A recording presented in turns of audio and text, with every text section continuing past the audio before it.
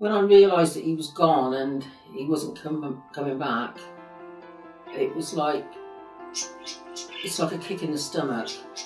You can't sort of explain it. You keep going over in your mind that it's not true. He's going to come back. And then you go through the funeral, doing things that have to be done, but not taking it all in. And we still think of him every day. I actually prayed that he had suffered enough. And I actually prayed that God, he either made him better or took him now. Changed my outlook on life completely when he died. I used to light a candle on the day he died and the time he died every year. I didn't know him. I didn't have a relationship. I can't say I miss someone when I never really met them. You can't miss something you never really had. I suppose the thought of it really affects you, like when you're on your own. Just try and keep yourself occupied, really. It's the best thing you can do.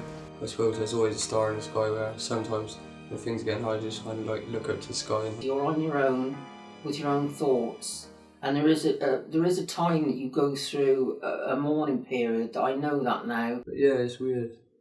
I wish I could remember a lot more than I can. I felt numb.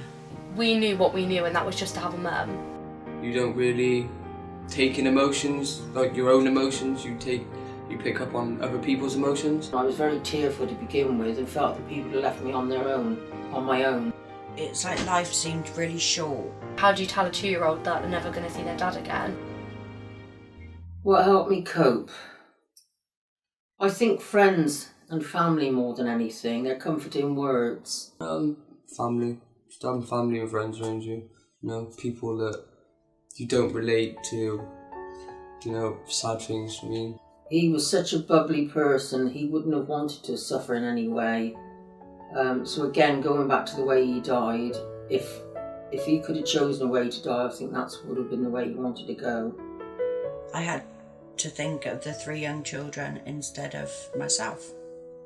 Because I've never known him, like, I kind of accepted that I hadn't got one. He looked asleep, but I could tell he wasn't.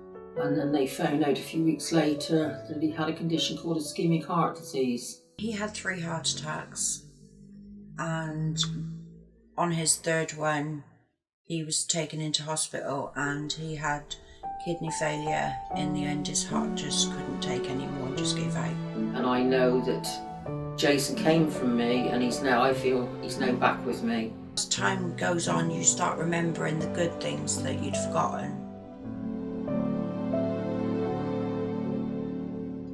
And telling myself, that's your dad in that coffin, your dad's dead, he's never coming back.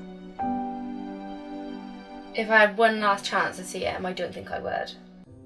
I don't think I'd want to know what he was like or the type of man he was. And I just couldn't seem to cry. But then that didn't seem right to me, because it's like, I'm going to my dad's funeral, why can't I cry? I should be crying. Everyone's going to think I'm heartless, everyone's going to think I'm such a horrible person because I'm not crying. I think I don't think I'd want the chance to meet him. I think, like I said, everything happens for a reason, and this was how it's meant to be.